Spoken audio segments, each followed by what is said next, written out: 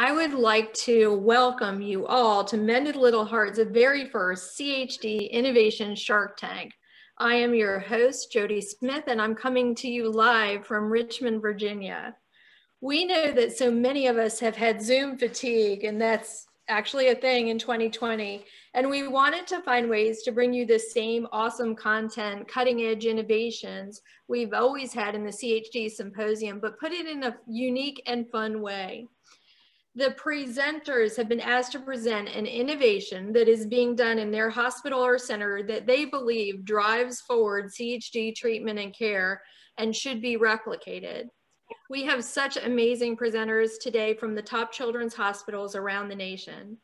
After each presentation, a select parent or patient panelist will ask a question about the innovation. Those of you watching on Facebook are free to put your questions for our presenters in the comments, and we encourage you to do so. We want to start by thanking our CHD Symposium Chair, Christina Davis of Mended Little Hearts of Southwestern PA, for her work in helping put all of this together. And we would also like to thank our partners and sponsors, including the hospitals that took the time to present here today. In no specific order except how they look best on this slide, they are Prolacta Bioscience, the Cardiac Neurodevelopmental Outcome Collaborative, or CNOC, Medtronic, Edwards Life Sciences, the Herma Heart Center at Children's Hospital of Wisconsin, Nemours Alfred I. DuPont Hospital for Children, Children's Memorial Hermann, Children's National Hospital, Cincinnati Children's Hospital, Texas Children's Hospital, the Children's Hospital of Philadelphia, and Cleveland Clinic Children's Hospital. Thank you so much to all of you. We couldn't have brought this to everyone without you. Now grab your seats and your popcorn and let's begin CHD Innovations Shark Tank. Our first presentation is called Saving Baby Brains with Sedation Management Analytics. And we're going to have Doctors Barbara Jo Achuff and Craig Rusen from Texas Children's Hospital down in Houston, Texas, talking to us today. Let's watch.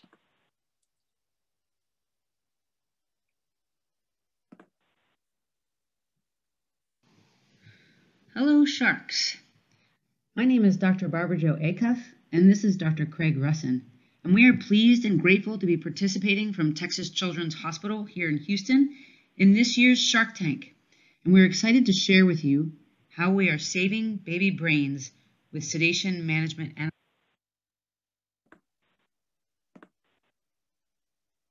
analytics. Sharks, did you know that 1 in 120 babies born every year, or 40,000 babies in the United States, are born with a birth defect of their heart? And a quarter of those babies will require open heart surgery before their first birthday. These families find themselves in a room like this. The cardiac ICU can be a complex and scary place, sometimes compared even to an airplane cockpit, everything working together for a safe landing and recovery after heart surgery. Well, toward that goal, we use many medications, including those controlling pain, and medications that offer quiet sedation and reduce fear, while medical devices stay strapped in place and monitors beep and life-saving machines whistle and hum around the baby. With those terrific intentions, there can be lots of side effects and overlapping symptoms, and every medication choice and change meant for good comes with some consequences. In the end of the year 2016, the U.S. Federal Drug Administration raised an alarm and released a communication stating that children under age 3, when we use lengthy or repeated doses of anesthesia and sedation medications, there may be harm in the development of that baby's brain. A very large and well-orchestrated study reported from Mayo Clinic in July 2018 corroborated and agreed with those concerns, showing that infants with multiple exposures to anesthesia and sedation medications were at risk for and had parental reporting of childhood learning disabilities, ADHD, difficulties with executive functionings like packing a backpack for school, and even behavior problems. Those sedation medications used in ICUs then could be considered somewhat toxic to the developing brain. A beloved mentor of mine described that excellent and masterful surgical corrections of heart defects has to be met with meticulous management of vital signs, and more so that pain and sedation practices are central to the forward progression of care through the cardiac ICU after heart surgery. Well, the solution to this is known: the meticulous management of pain and sedation medications throughout the cardiac ICU. It's just very difficult to implement. The widespread ICU education of nurses and physicians, trainees, and all services that come around those infants and children recovering from heart surgery, with web-based learning and lectures, the development of guided sedation pathways for drug choices and use. There are a lot of ICUs throughout the country doing those very things, but I dare say this is where they get stuck. It becomes a lot of talk and very little action. Well, we at Texas Children's Hospital have developed a more customized pain and plan directed by the patient, him or herself. We tasked our researchers and data scientists to develop a data pipeline to make it easier to automate the analysis of medication administration data. Automation is necessary because there are just too many variables that need to be considered by physicians for doing thorough sedation management. Medication administrations have to be normalized because different sedation and pain medications have different potencies. Medications that are administered as continuous infusions have to be considered separately from those that are delivered as boluses, which themselves can be either planned or unplanned. These same calculations then have to be repeated for every single shift. This places a tremendous burden on the care team, which is why most institutions find it difficult to manage. The goal of our project was to automate all of this math so that physicians can go back to caring for patients rather than building spreadsheets. The individual components of the technology stack that enable this workflow are all commercially available today. Medication administration data from the EMR is sent to SickBay, a product from Medical Informatics Corp., which is a real-time clinical analytics platform.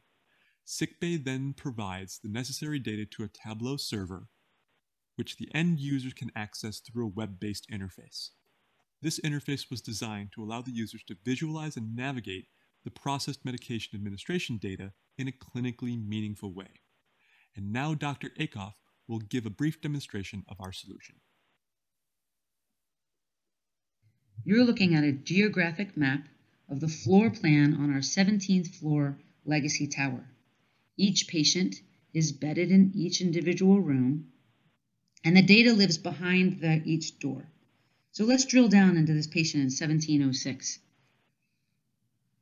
This is her individual profile of pain and sedation medications by drug class here, the meds she's seen over time. Here shows actually 3 weeks, up to the very current day. These boxes here show the extra doses that are given for breakthrough pain or under sedation, the yellow ones during the day shift and blue during night shift. There are even guided recommendations to the team so that fewer rescue doses may be needed. We can also make complex calculations of every opioid dose to be put in morphine milligram equivalents, and again even for the benzodiazepine drug class, such that we know how the rising added doses over time. This we can make more customized plans for coming off those medications. If we look at another example on our 18th floor legacy tower, you can see this child in 1808 is now weaning off medications over time. Again, drug classes over time and how the doses change and the extra doses required. Her plan can be customized exactly to what she needs and changed to meet the needs in time. We also have targeted patients treated with 4 or more drugs at the same time, which can further complicate the patient's experience with delirium and escalated symptoms. By reviewing this dashboard with each team regularly and drilling down into each individual profile, we can optimize that patient's orders and attempt to simplify their treatment plan. This has led to the reduction of the number of babies who are treated with many drugs at the same time. Before we started using the tool, it was about 40% of our population being treated with 4 or more drugs at the same time. Now, more like 20%. That only 1 in 5 that require more complex multi-drug treatment. So by creating daily, up-to-date, and informative individual sedation profiles, we can customize and limit the exposure to potentially harmful sedation drugs. Over time in our population, you can see that we've reduced the opioid exposure, here shown in blue, as well as the benzodiazepine exposure, here shown in orange, which are those drugs named in those communications and literature to be most harmful. Those benzodiazepines have been limited in exposure, especially in our small babies. So over time, those benzodiazepine exposure decreased by 28%, and those patients on more than 4 drugs at the same time reduced in population by 50%, and in our most fragile single ventricle patients, by using a different and customized weaning of those opioids in plan and following them very carefully, we can actually decrease that exposure by up to 90%. So I'm sure that you will agree with me that today's analytics and insights for sedation practices in the cardiac ICU, especially for our smallest babies, will make a big difference in tomorrow's outcomes.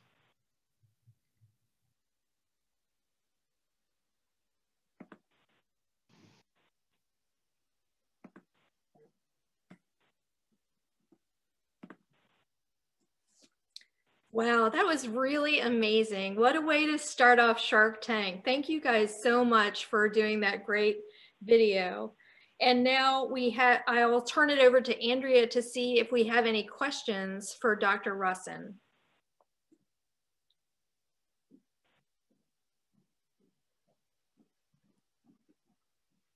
Now, so I do have a question that has come in, and I would like to get to that one. The question is from our Facebook audience, and the question is, what you have described is so wonderful. For older kids who did have these medications, is there anything available to reverse the damage? And Dr. Rusen, if you want to turn on your video, that would be great. Actually, I think Barbara Jo Achuff is online, so I think she should probably take that question. Thank you. Welcome, Barbara Jo.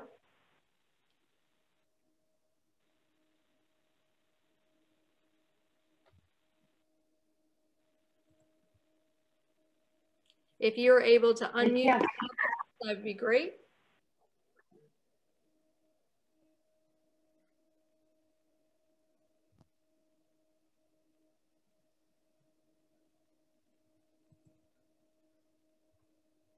I think she may be having a sound issue. Is that better? Can you hear now? Perfect. Thank you, Dr. Yes. Okay. Good mercies every day. Anyway, so truly, I hear the question saying that if a child had those exposures as an infant and now is as grown child, is there a way to reverse those effects? Unfortunately, the developing brain and the way that our neurons are laid down as infants, it's very difficult then to reverse something that happened in infancy. However, the support and the rehabilitation that our children receive and this extra school support and things can certainly come around that child after. Most importantly, and what we're knowing now in science is that we need to prevent those things from happening as best we can. As you can imagine, with complex congenital heart defects, we certainly can't wait to do these surgeries, and the children have to have some exposure, but the minimum would be best. Prevention is also where we're headed. And so by having and knowing at the time and following along a child with data-driven decision-making, we can limit the exposure as best we can. Great, thank you. I do not see any other questions from, oh, never mind, I'm sorry. There's one more quick question. Is there any way to know if behavioral and developmental issues are caused from the medication? So that's an excellent question, whether we can blame particular medications or particular exposures after that has happened. is such a multifactorial place. As you can imagine from that picture, the complexities of care and therapies that we give all our children. And, you know, even being born with one congenital defect can have other effects on the entire body. And undergoing bypass and having, like I said, meticulous and advanced repair of a surgical in surgery and undergoing bypass, there's so many different levels and layers of exposures and events that can happen to that developing brain.